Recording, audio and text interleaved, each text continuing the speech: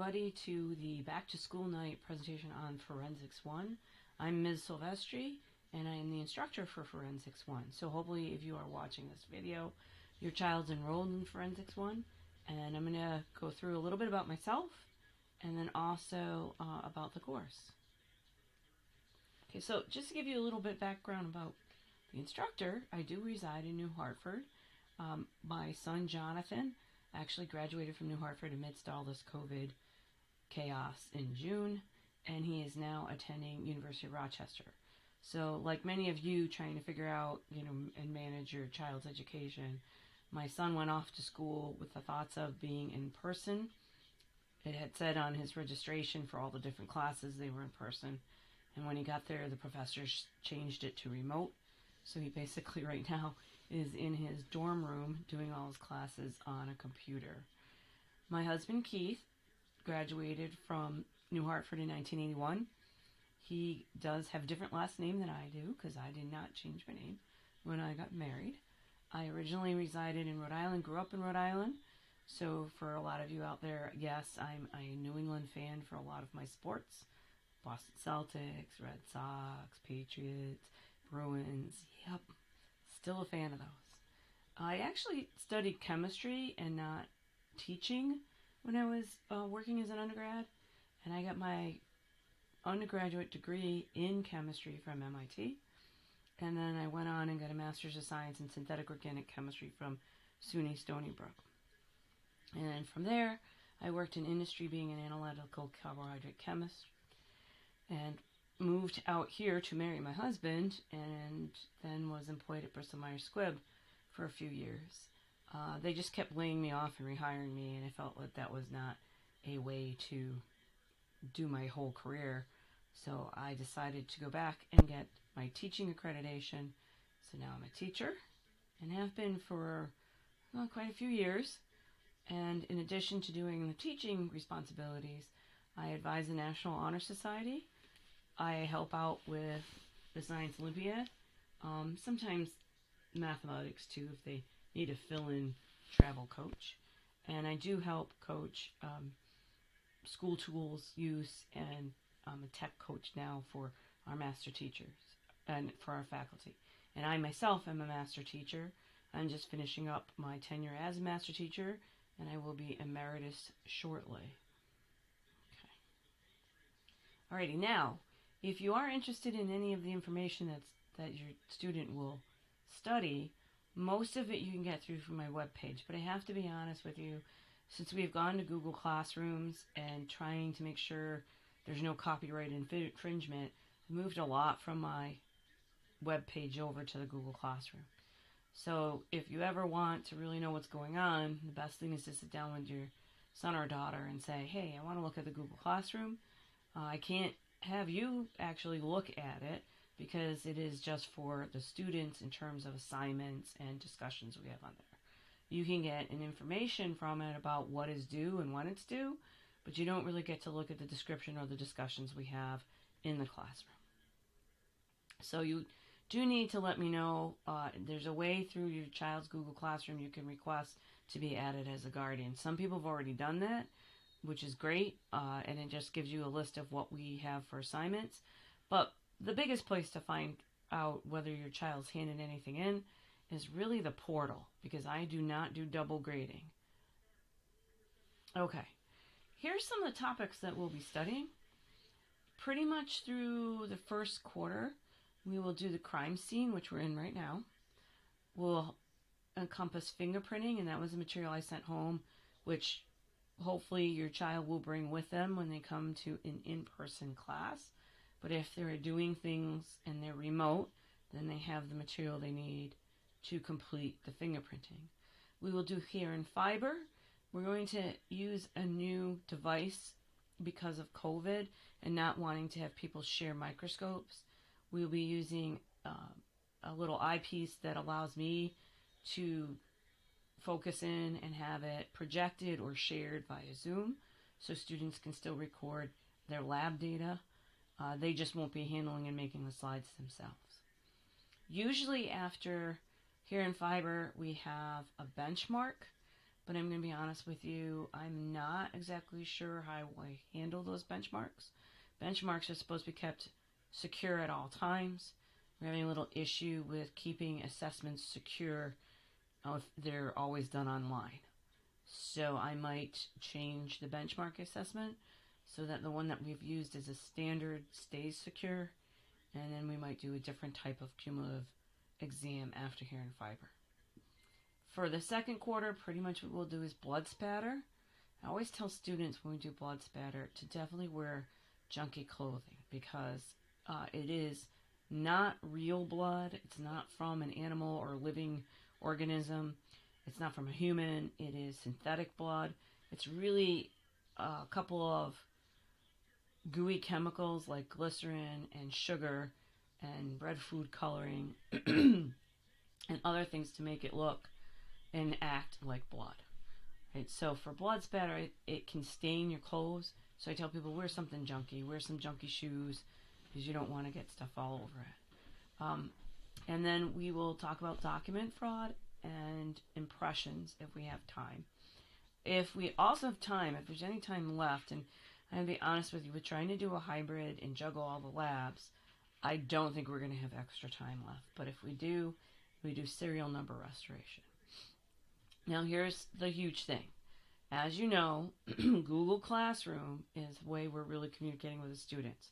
And this Google Classroom is really what allows the kids to receive all the information and link into our Zoom link, because that's where the Google Classroom is.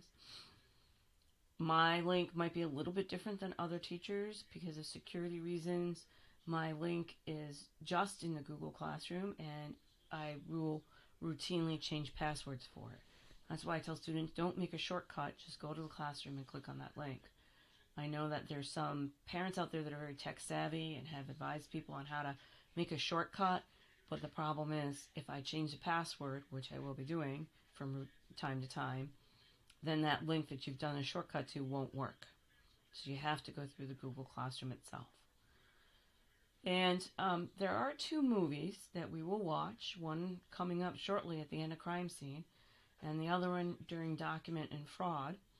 Both of those are rated R, mainly because of the language, the implied violence, because Bone Collector is a big psychological one. Like, it sets you up and then it makes you think about it. So if you have an issue with your child watching either one of those, and you can Google them, they're older movies. 2 famous actors, Denzel Washington's in Bone Collector, and Leonardo DiCaprio is in Catch Me If You Can. So if you have an issue with either one of them, please let me know, and I will work out another assignment for your student to do. Okay, now, sometimes what gets kind of stressful is the overall grading of assignments, especially for students. They get a little bit nervous. I told them that it is total points. There are 3 categories. So there's tests and quizzes, and that assignment will be numbered starting with a number 1, and then you'll see a dot, and then some numbers follow it. So if it's a 1, it means it's a test and quiz. If it starts with a number 2, and then it has numbers following it, it'll be a lab, classwork, in-class, or homework. It's usually all classwork, with very rarely homework. Is a number 3. Okay, so there's 3 sections, 3 topics that are in the portal. And classwork, homework, it's very much effort-based. Most of the labs are effort-based. So even though you might be way off, or your student might be way off answering the question, if they're showing that they're trying and there's thought there, and they're trying to deduce the reasoning from what they got in their data, they get credit. There's only a few labs where they have to identify an unknown, and they'll lose partial credit if the unknown is incorrect, but they still get credit for doing the lab. Tests and quizzes are basically open note, open book, because they're at home. If we ever, before the end of semester, end up 100% in person, no hybrid, no, cohorts, students are allowed to make a 3x5 study card, both sides filled in with whatever they can't remember, and they're allowed to use that on the test. If we stay remote and hybrid, everybody will be using their notes. So the big thing to remember is the 2 books that I sent home must come to school with them. My computer does that little electric glitch where it does this line off to the left every time I write on my PowerPoint.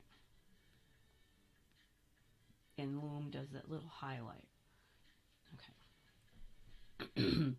Please realize too, if I get a chance, I'll do a separate video on a tour of my room. But please realize that your students have to carry everything with them for the whole day. So it can end up being heavy if they have a lot of textbooks. I do need them to bring in the 2 books so they have the papers to work with, and I'm not constantly handing them papers. Okay, if we do end up being able to physically do labs, I am going back through my collection of goggles, and I will be assigning a pair of goggles to an individual student, and after they're done using it, they'll get washed, and then they'll be UV light treated, and the only person who will use that goggle will be that student it is assigned to. So they will not be sharing goggles. Okay, again, the 2 movies are The Bone Collector and Catch Me If You Can. And then a little bit about, again, materials for lab. The only time we'll be able to do a lab is if materials can be wiped and cleaned and disinfected. Afterwards, sterilized. I don't want to use the word sterilized because it has a particular meaning to it. But cleaned so that nothing can be transmitted.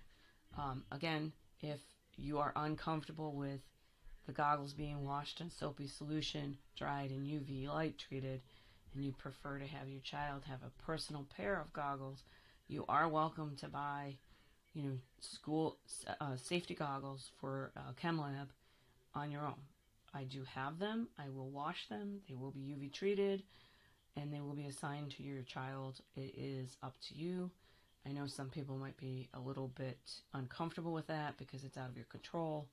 So you are very welcome. They are available on Amazon. There's one, I think it's called Shellstrom Corporation. It's a green one with a nice padding around it. Actually, probably more comfortable than the ones we own. And I can't remember if it's like $6 for a pair. Be careful because some of them are extremely expensive. You shouldn't have to buy something that's expensive. There's some out there for $25 because they say they're super cushy stuff.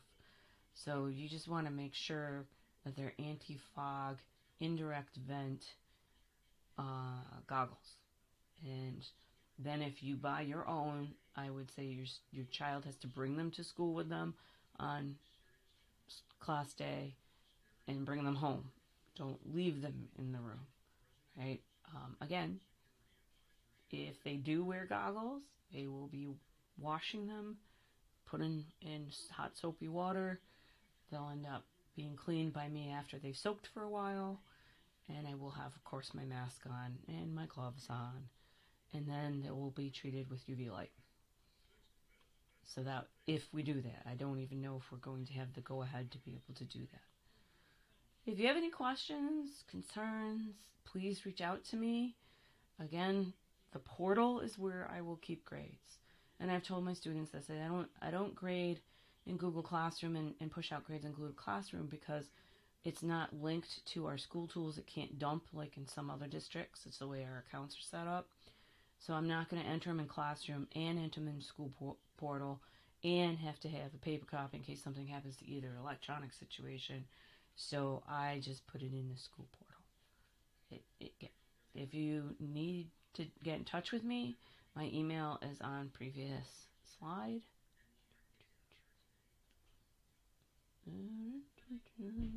You can get to email me through my webpage, or you can email me at ksylvest@nhart.org. Okay. Thank you for watching the video, and look for another video of the tour if I get a chance to be able to figure out how to hold my camera and move around the room. If not, hopefully your student will get to see the room and become familiar with it, and they can fill you in. Have a good evening, and thank you again for watching.